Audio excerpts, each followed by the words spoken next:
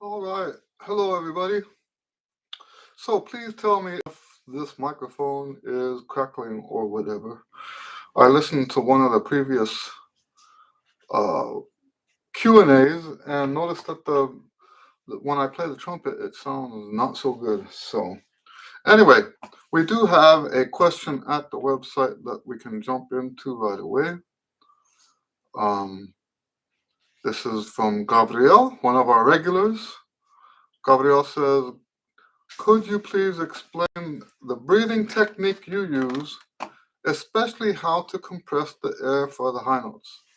Thanks in advance. Have a very nice Christmas. Okay, very good. Always good to hear from you guys.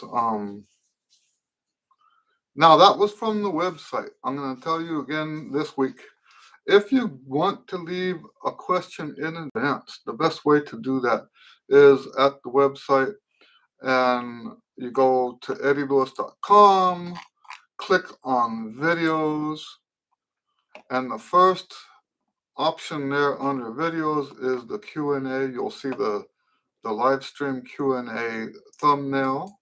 Click on that, and at the bottom there is a leave a reply section, and you can ask your questions there. We've got 2 questions there so far because we just started doing this.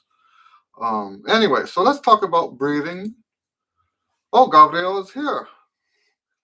All right. Hello, Anthony. Merry Christmas to you too. Oh, Gabriel says he's at work, but he's going to try to listen on his headphones. All right. So we're going to talk about breathing a little bit. Now, I do make a distinction between breathing and air.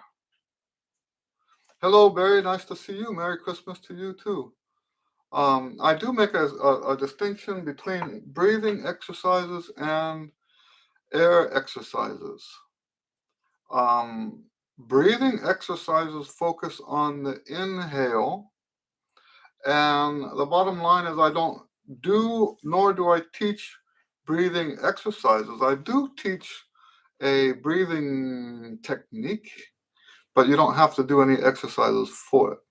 The exercises that I do on a daily basis are air exercises. We're focusing only on blowing enough air to get a very reliable buzz, right? And I like to do the mouthpiece, and this is something that Gabriel, you would already know about, but this is the only only air exercise I do.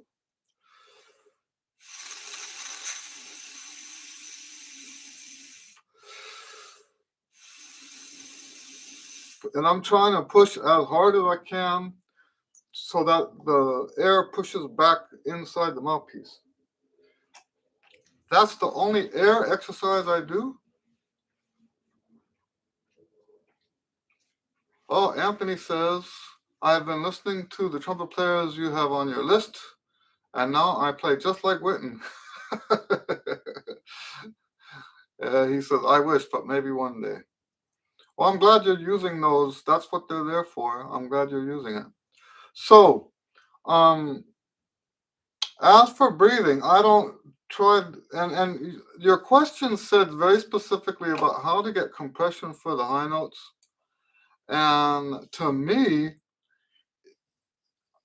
I don't really see it that way. And I know that this air stuff and the breathing stuff is one of the things that makes me a lot more controversial than the other stuff. I don't believe in doing breathing exercises, and unless there's something wrong, if you have like if you're coming out of a disease, or if you have just one lung or whatever, I don't, unless there's a reason to do breathing exercises, I don't teach, nor do I do breathing exercises. Um, I do air exercises, and I only do the air exercise at the beginning of the routine. Now, it's worth mentioning that my approach to breathing is very simple. It's simply stated. It's not as simply done. It's a simple idea, but it's not as easy to do. Okay? My approach to breathing is that you should breathe exactly how you play, but in reverse. And there should be no other extra movement besides that. Whatever you do to play the trumpet, you should do the opposite of that, the reverse of that, to breathe. So if I'm playing, and this is just an example, right? If I'm playing and I start like this, and as I get to the end of my airstream, if I curl over like that, then the breathing should be like this. Everything that we do to breathe should be the opposite to play. Now, so for the abdomen, because a lot of people, this is where this comes from. A lot of people say when you breathe, you should push the abdomen out. And I'm against that. We don't push the abdomen out to play. So I don't do it to breathe either. So we will allow the abdomen to come out if the abdomen is out when you at the beginning. Most people don't play that way. And that's one reason why I don't teach air exercises on the horn. One of the reasons why I don't say everybody should breathe this way, because everybody plays differently. Everybody plays the trumpet differently. So it only makes sense that when you breathe, it should be different. If you're going to follow my theory, or whatever you want to call it, my method, which is not really a method, if you're going to follow that, let's call it a philosophy, right? If you follow my philosophy, whatever you do to play is the opposite to breathe. And since everybody plays differently, that means everyone's going to breathe differently. Okay, so I can tell you for myself, as I get more depleted, and it's kind of good that I'm wearing this shirt because you can kind of see, you can see this scrunching up here. When I breathe, I'm not pushing the belly out, I'm just straightening everything back up here.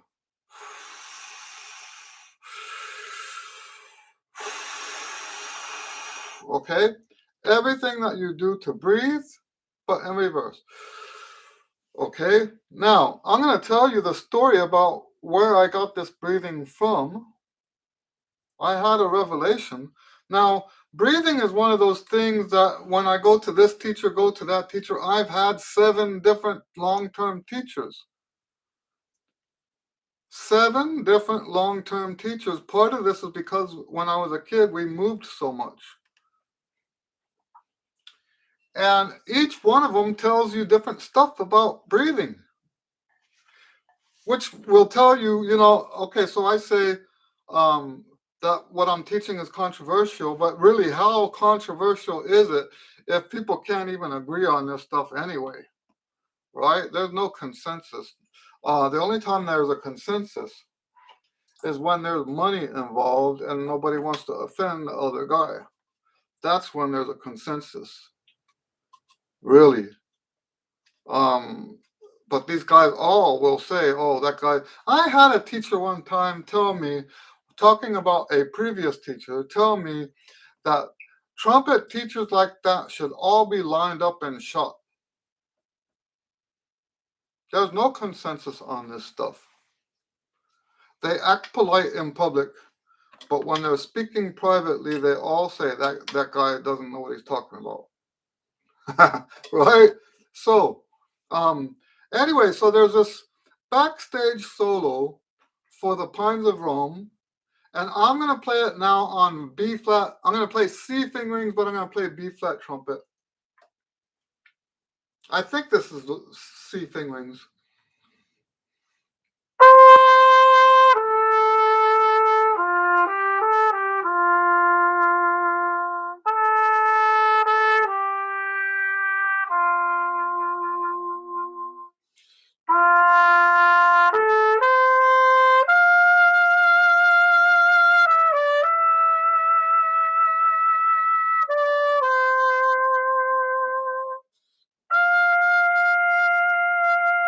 That note right there, I used to crack it every single time.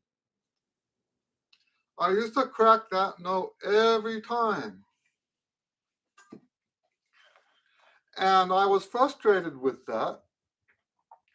And in trying to figure out what was going wrong, because it didn't make any sense. It's not a hard note. I could hear it.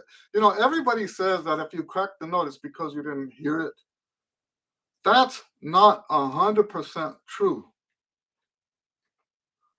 That's not always true. There can be other reasons. That's the primary reason. That's the typical reason. But that doesn't mean that every time it happens, you didn't hear the note correctly. There are other things physically that can get in the way. And in this case, I figured out after toying, experimenting, I figured out that the way I was breathing, where they tell you to push your belly out when you breathe, it was causing so much chaos in my face and in the rest of my body that when I went to that note, it was out of control. And this is where I came up with the philosophy, right? I'm going to say it one more time. My philosophy for breathing is that you should do exactly what you do to play, but in reverse.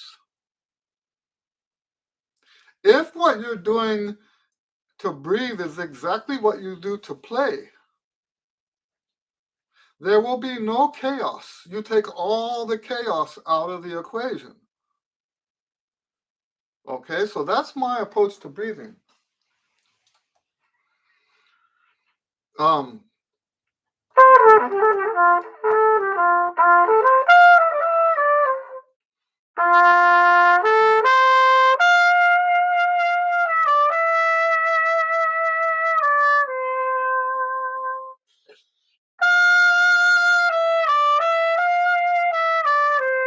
So you see that?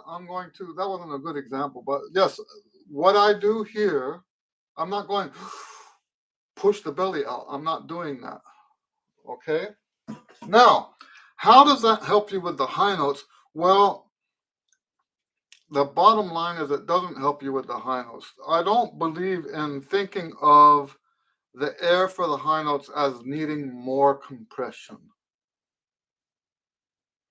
That's the kind of stuff that you do if you're just trying to get high notes.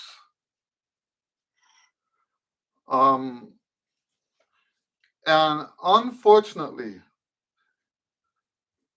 let's put it this way. If you're doing something to get more compression, in this case, what we're talking about is more air compression. If you're doing something to get more air compression to get the higher notes, then it's going to sound different. And this is where things get a little bit more controversial, because there are some famous musicians that's what they do. Like, for example, that whole, like the yoga breathing, and they have this ability to squish down on the air and make it really, really compressed so that when they play the lead stuff, it comes out very good. Okay? And I'm not saying that doesn't work for them. Of course that works for them, or they wouldn't be teaching that. We have to get, well, I shouldn't say we have to. What I'd like for everyone who follows my stuff is to get the idea out of your head that just because someone has success in one little area of their career, that this is somehow automatically applicable to everybody that does high notes. That's not how it works. So I'm not against the fancy breathing, but I will tell you that it's mostly used by lead players, and it has a certain sound. I don't know how else to say that. It sounds different. It sounds different. Now, I like to believe that I get a, when I'm playing lead, which I figured out the other day, pardon the tangent. I figured I was playing with the Temptations a little bit over a week ago, and I'm so glad I didn't play lead on that. I have played lead with the Temptations before. Um, and I've told you guys in this Q and A before that I don't like playing high notes, and I realized that gig that it's not the high notes I don't like. It's playing loud that I don't like. I only realized that on this last gig. Um, I don't like playing loud because it's so uncomfortable, right? So you can play high without playing loud, and you don't need all that compression that you're talking about. The only time you need that compression is if you're trying to play louder than the amplified instruments. But if I'm playing, let's say, I'm just going to improvise.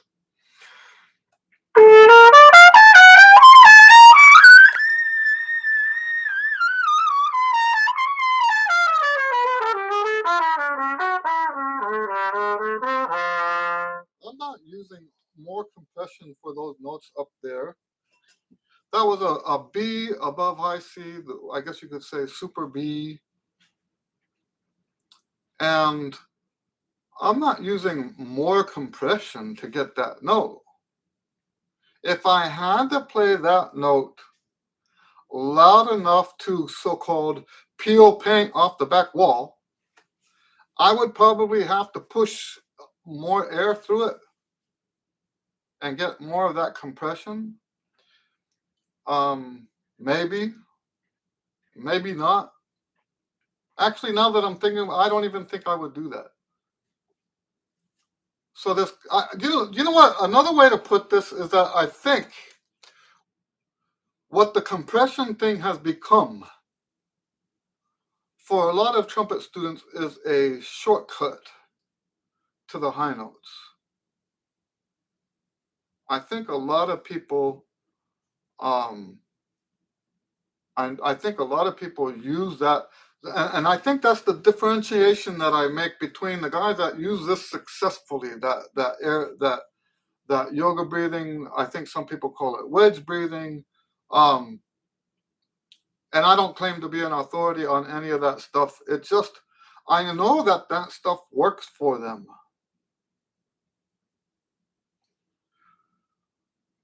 But you don't need that to play high. And those are lead players that use that kind of playing. And actually, I'm of the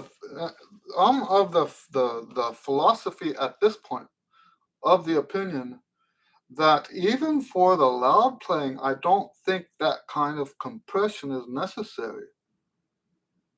I think the same solution for loud playing up in the upper register is the same solution for getting a good sound in the lower register. It's a matter of familiarity. The problem with the familiarity with playing high and loud is the whole problem of practicing high and loud. Now, fortunately for me, most of my experience playing high and loud happened on the gig. All through the 90s into the new millennium, I was hired to play salsa gigs with amplified instruments where the trumpets didn't have microphones a lot of times. Even if we had microphones, we couldn't hear ourselves. And for that matter, getting that sound, that salsa sound, requires some of that overblowing. I hate to say it that way, but to get a proper salsa sound, you do have to overblow a little bit because that's part of the characteristic. So let me answer. I'm sorry to spend that much time on that. Anthony says, is it a good thing to support all times with your stomach when you play? Yes, it is a good thing. I would use the word abdomen, but I'm sure you're that's what you meant, right? So the reason I prefer the abdomen, or even better to use the word core muscles, because we use that terminology when we're working out anyway. The core should always be engaged, even for the softest notes. The core muscles. So we don't have just one set of muscles here that contract to play the notes. It's the whole of the core. Even in the chest, everything's coming down to push that air out. If the muscles in the body don't clamp down in sync, if some of the muscles are still relaxed, when the ones that you need to clamp down are clamping down, you will have issues with your sound. That's my belief. So everything from here, so like the chest should pull in. A lot of people say, relax, relax. I think that's terrible advice. I think the whole relaxation thing is terrible, terrible advice. Most of the people who preach that stuff, you look at them, you can tell they're not relaxed. So I think what they try to do, we want this to open up. And a lot of times, if you're not relaxed, this will close off.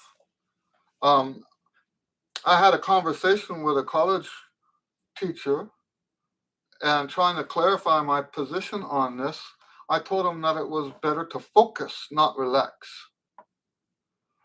If you focus, because I think that relaxing is a mental problem, not a physical problem.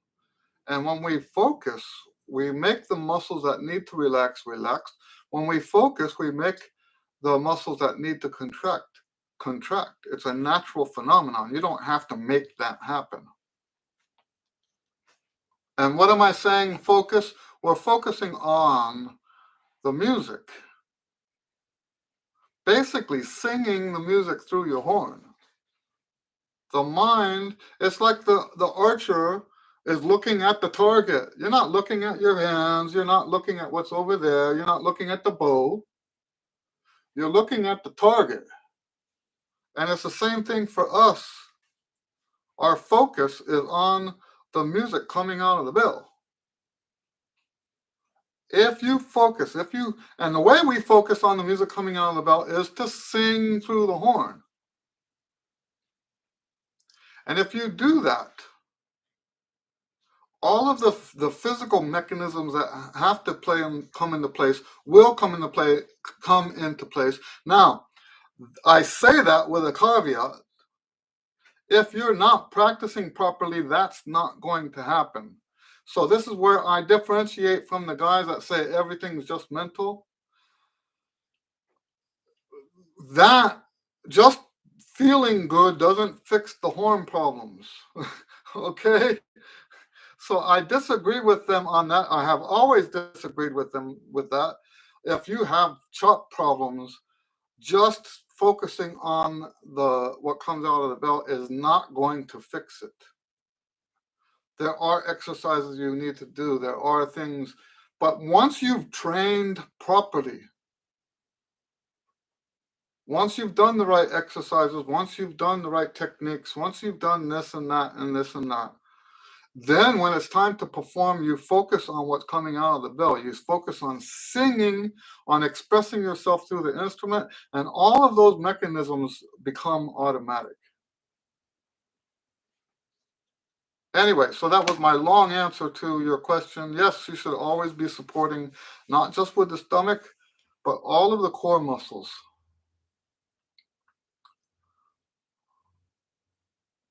Yes, so when you say, okay, no pushing with the abdomen, that's during the breath. When we're inhaling, we don't want to do what some teachers say, where they push the abdomen out. We don't want that. We're not going to. So this is another example of what I call academic music, right?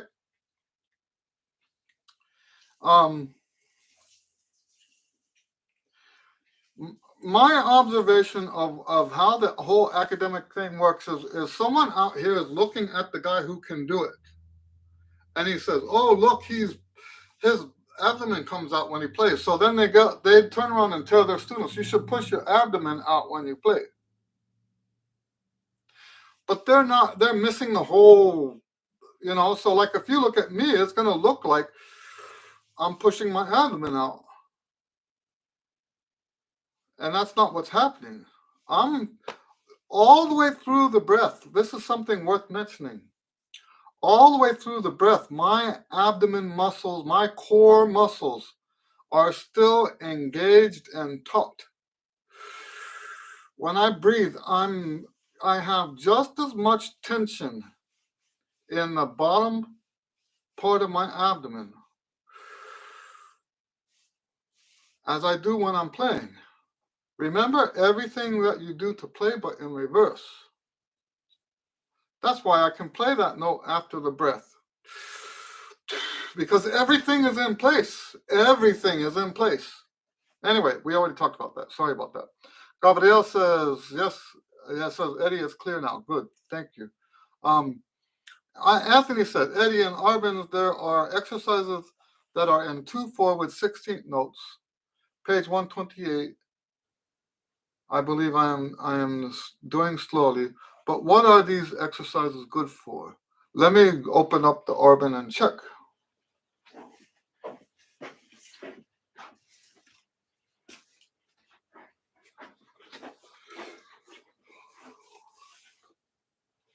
$128. Let's see here. That doesn't sound like the same. Oh, yeah, maybe.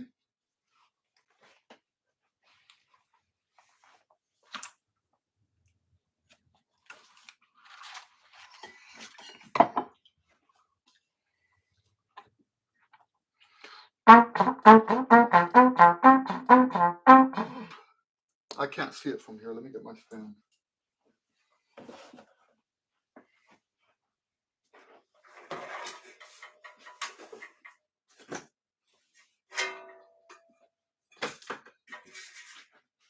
I'm wearing old glasses that don't really work very well because I snapped my other ones in half.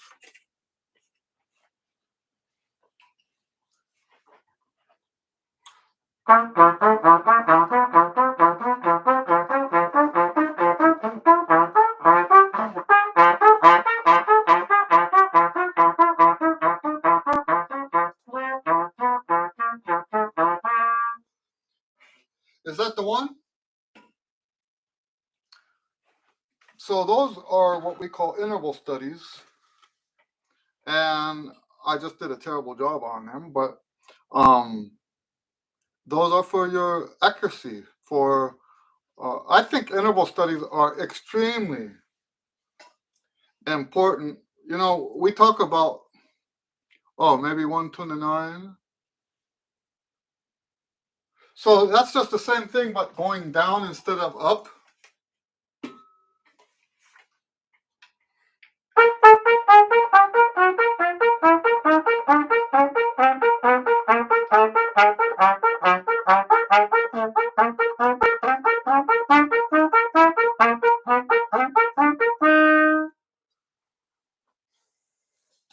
You might have a different book.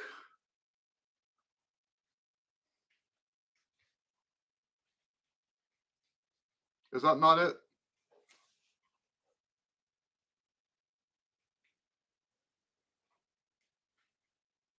So I think the interval studies are extremely important because they help you train. You know, we talk a lot about the very, very subtle differences going from one note to the next, right? And this is why I say that so much of what we do is mental, not physical. Is because that difference from there to there, especially if you're talking about, oh, 3 notes slurred and 2 staccato.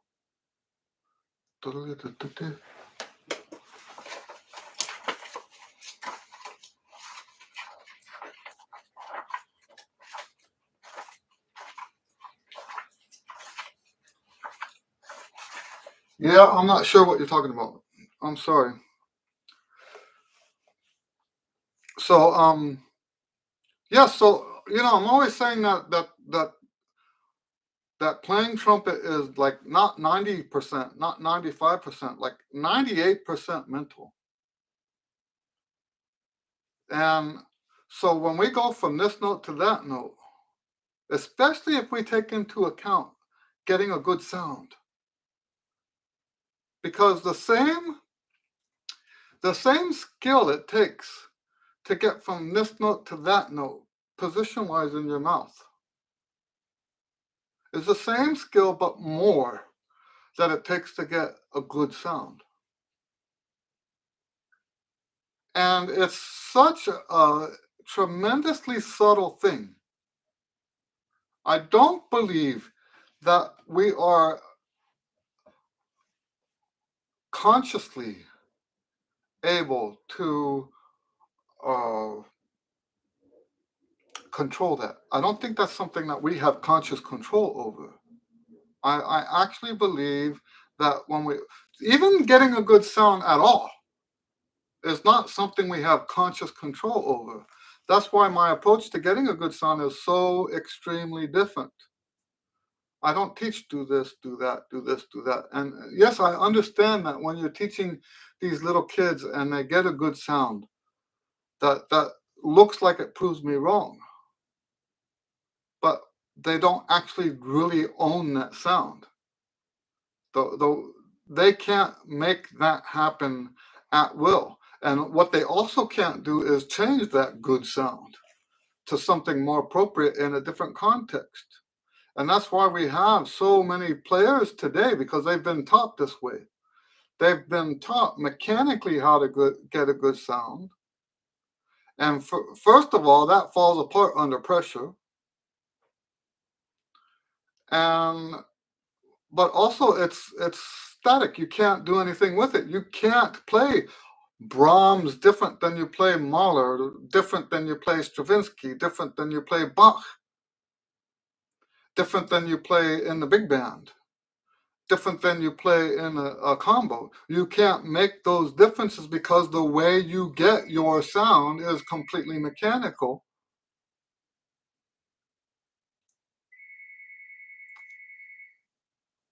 And the way I teach, the way you get your sound is 100% here via mental mechanisms. I hope that makes sense. I don't teach good sound. Hello, Karen. Nice to see you. Karen asks, how can I find out when these Q&A sessions are live? Well, right now we're in a state of flux. And I tried Saturday mornings. I think Saturday mornings are kind of tough. So right now, I think they're just going to be a little random until we find a better time. So I apologize about that. I do try to, it didn't happen this time because of the Christmas holidays, but I do try to put the video up at least 24 hours in advance so that people see that. We do have a page on the website that I talked about earlier. Now I can put the link, and it's got the playlist that these go in, and the playlist will always have the next one coming up. So there's the link to that page. At the top of the page is the playlist with these videos. And then if you can't make that week's Q&A, you can ask your questions down in the comments at the bottom. So far, this is a new thing, by the way. That page is pretty new. So we only have 2 comments on there so far. 2 questions, I mean. One of them by Gabriel. That's what we started with today. And the other one was from, I think, a guy named Howard. I think it was Howard last week. So anyway, yes, I'm sorry I can't give you more than that.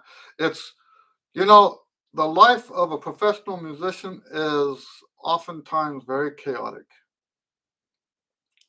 And I try to do these Q&As when I can, but obviously I can't do it when I'm teaching a lot. I can't do it when I have gigs.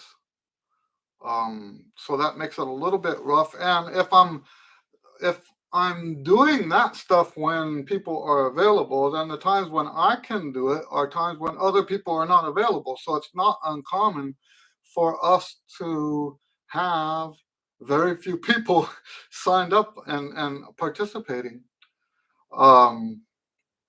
But that's just the way it has to be until this becomes something that pays the bills, which I'm not expecting that. But if it ever does become something that pays the bills, then I can be a little bit more predictable with the live streams. Okay. Anyway, does anyone else have any other questions? I hope my breathing stuff is a little bit more clear. I'm sorry I couldn't answer your question, Anthony. Are you guys excited about the new year? I'm looking forward to trying some new stuff this year on the channel. I've got interviews. I have 2 interviews so far. I just haven't had time to edit them yet. So that's a new thing for us. I figured I'll wait until next year and make it a new year thing.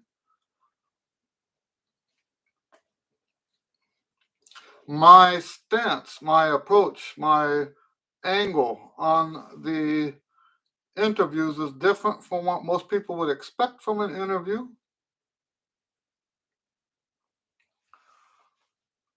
Karen says, I have joined a community band and have been trying for about 6 months to get back into playing after many years off. I have a double buzz apparently that comes and goes. Any suggestions?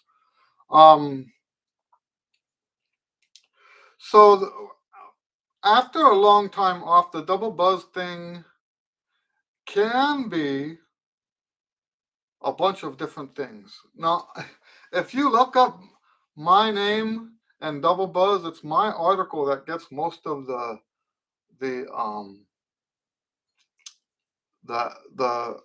SEO, the search engine hits online, and that's kind of a shame because my teaching has advanced a long way since I wrote that article. But I'll summarize the article for you now. It's not that the article is no longer true. I just think that there's more to it than just what I said in the article. Okay. In that article, I associate double buzz with fatigue. So my first answer always to your question is always going to be to watch these 2 videos. Let me pull them up real quick.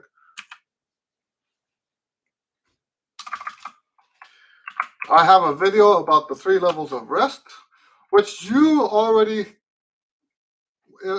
I think you have the One Range book, if I'm not mistaken. The One Range book talks about the 3 levels of rest and also the strength formula, but it's also nice to have the video too.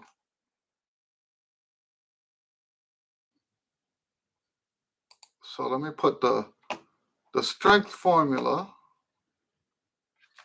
link.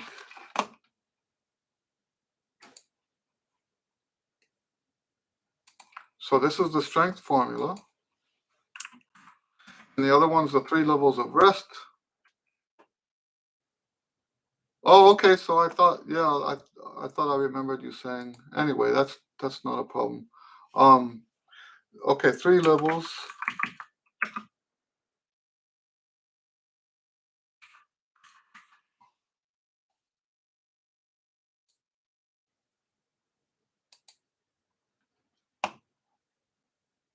So my first answer always to someone that has double buzz is to watch these videos and implement that in your daily practice. Take into account.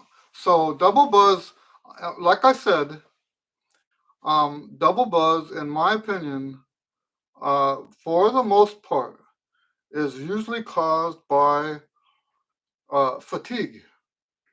Now, not all fatigue is just like, we talked last week about 3 different kinds of fatigue, and I'm not so sure yet which of those it is. What I do know is that most of the time, if someone follows what I just put on these videos, if someone follows that, usually their double buzz goes away. But if you're just playing now after a long time off, there are other things, and I don't want to sound like I'm the expert and that I know the answer to all that. That it's I would rather say that when you start back again, there's a lot of chaos going on. It's, you know what I equate the double buzz with when people come back after a long time? You know, if you've gone a long time without riding a bike, you get on the bike and it's a little wobbly. Now, for me, I think I went 15 years without riding a bike, and then I rode a bike and it was wobbly like that. I think that was gone within the first day. But yes, that first time you get back on the bike. Now, playing trumpet is a whole bunch harder than riding a bike. But when you first get on that bike, it's hard to steer it straight. It wants to wobble. Your balance is wobbly. Your steering is wobbly. And I like to look at that mathematically. And what I'm seeing there mathematically is noise, right? Noise to the signal, like the signal that goes from your brain to your arms, is not 100%. That there's noise going to the signal and the arms aren't. Does that make sense? There's like a chaotic noise signal going mixed up with the signal that says hold this steady. Okay, and I think the same thing happens when you're playing the note. You know it's got to stay steady. You know everything needs to be balanced and all that stuff. But your body hasn't done that in so long. The signal, the pathway, the mental pathway is just not cleared out yet. And so if you follow the 3 levels of rest, if you follow the strength formula, those 2 videos go hand in hand. That should get you back on and get stabilized and all of that stuff. But yes, that's how I like to think of it. It's just like getting on a bike again. Yes, it's going to be a little bit wobbly when you first start. Anthony says, you would be proud of me. I took a day off. Woohoo! Yes, sir. I'm proud of you for that. Yesterday, but I sat and listened to music following it on the chart and had it on the YouTube.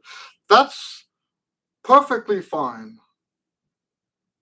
That's what we want to do. If you're one of those guys that absolutely has to spend that time, you have your 2-hour section or whatever during the day that you feel like I have to practice that time. If you're following the 3 levels of rest, you should not be practicing 2 hours every day.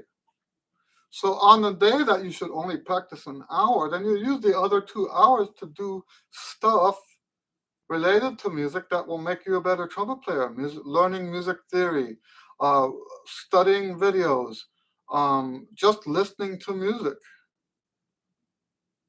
These are things that will help make you a better player, and then you're still getting that time off the horn. Another thing you can do with that time is ear training. And there's so many now. Do you know what? I'm just to see, even just here on YouTube, there are ear training, if I'm not mistaken.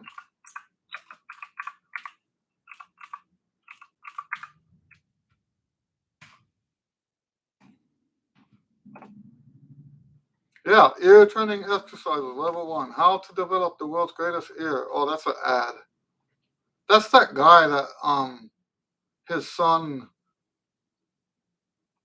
he's taught his son how to hear real well like that.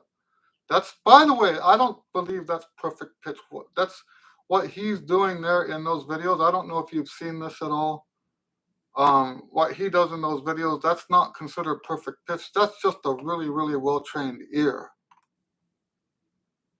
Perfect pitch, it has nothing to do with being able to hear chords and stuff like that. That's a misuse of the term.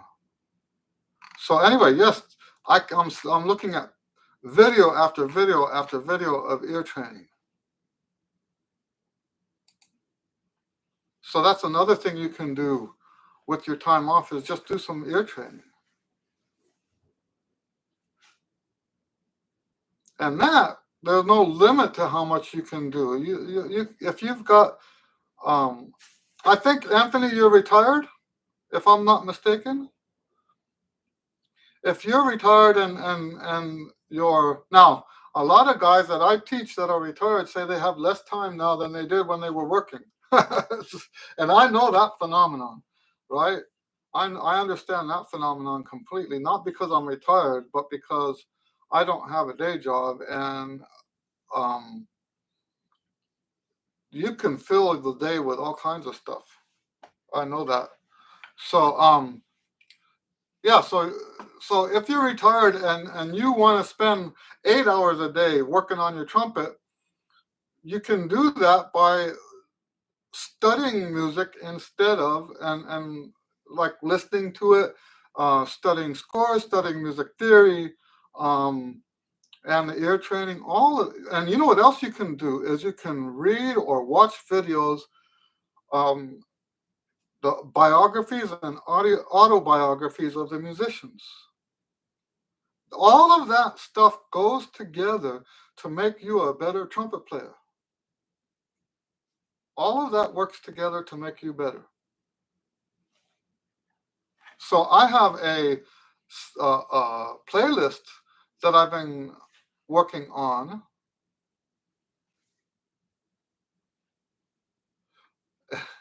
Anthony says he's retired, but he's got 2 community bands and rehearsals and concerts that keep him busy. That's good. I have a playlist on my YouTube with, and I don't do as good of a job putting stuff in here, but it's got trumpet players giving master classes. Let me see if I can pull that one up. And just watching that. Oops.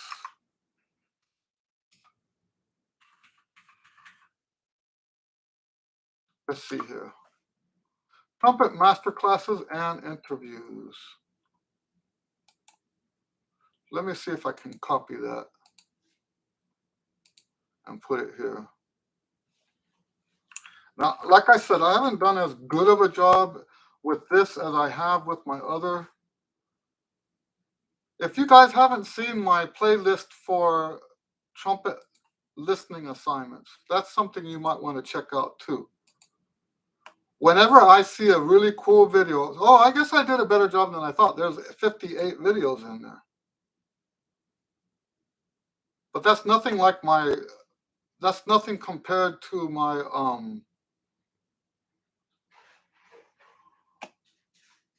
other playlist where I talk about.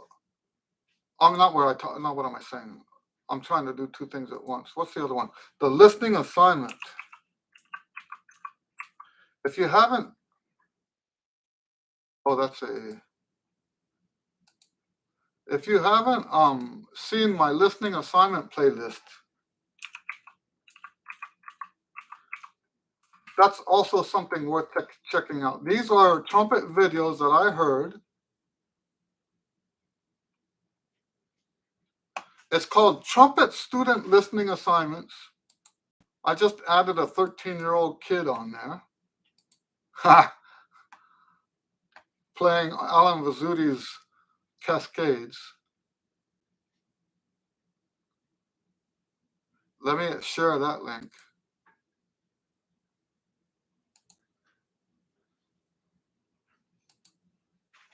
By the way, that 13-year-old kid is an Italian. He lives in Italy.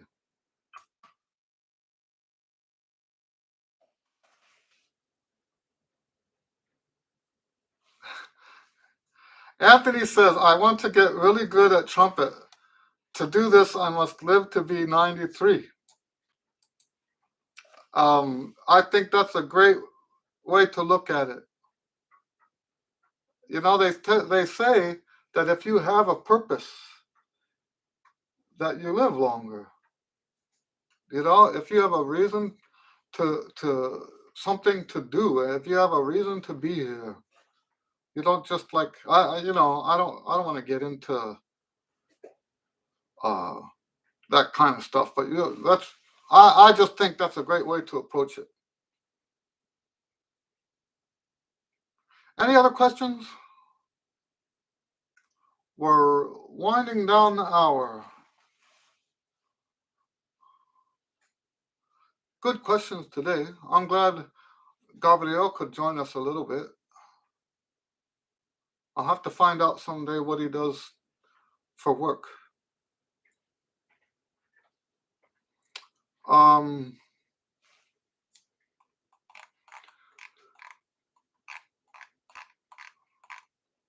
Let me see if anybody has said anything on.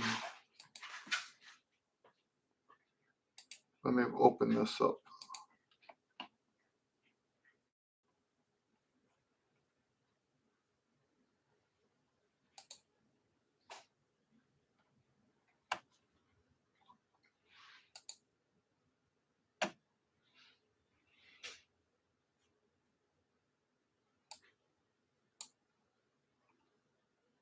Okay, I don't see any other questions.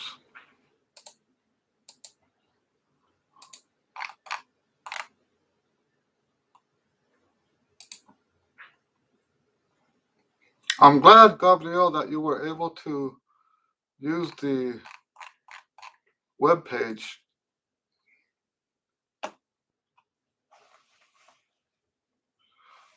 Osvaldo, hello, Osvaldo. A long time no see. What exercises would you recommend for C trumpet? I think you should just do on C trumpet whatever it is that you do on, so let's put it this way. The tradition is that you practice on your B flat and then you do your music on the C trumpet. So where are you going to school right now, Osvaldo? What school are you at?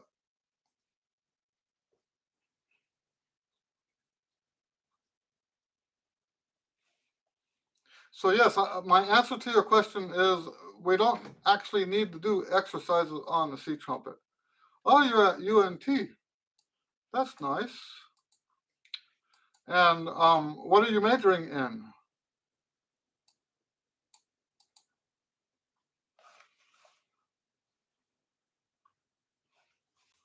So just so everyone knows, Osvaldo used to be one of my students.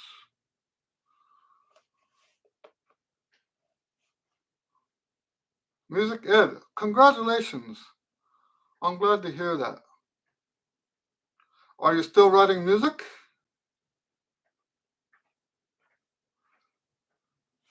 Bye, Gabriel. Nice to see you.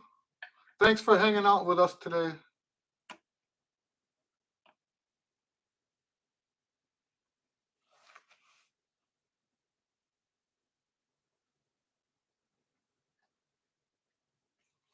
All right. Well, I guess I will.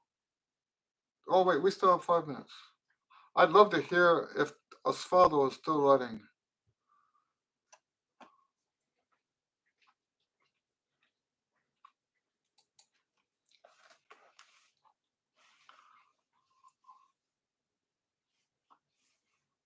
Oh, that's very nice. He says he's writing a little bit for a brass chamber group at church. That's very nice. Congratulations. Sounds like things are going well for you. Are you still with the Salvation Army?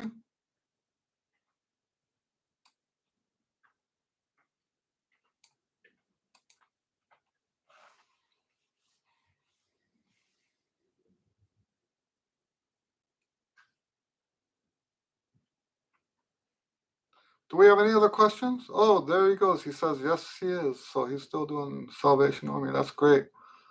All right. Well, I'm glad to hear all that. Thanks for coming and checking out the Q and A. Been a while. Any other questions? Otherwise, I'll just shut it down.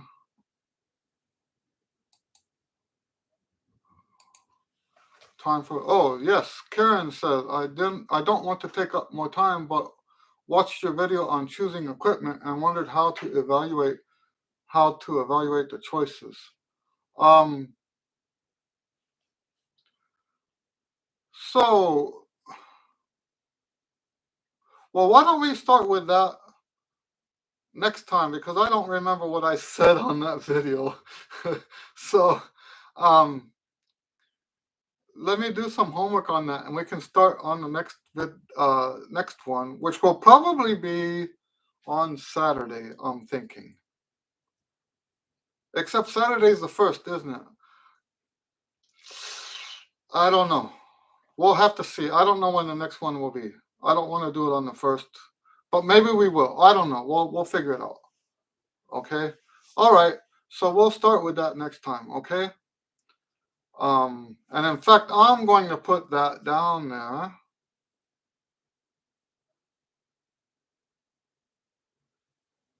I'll just copy that and email it to myself. Okay. All right, everybody. It's great to see you guys again. And we will see you next time. God bless you. Merry Christmas and Happy New Year.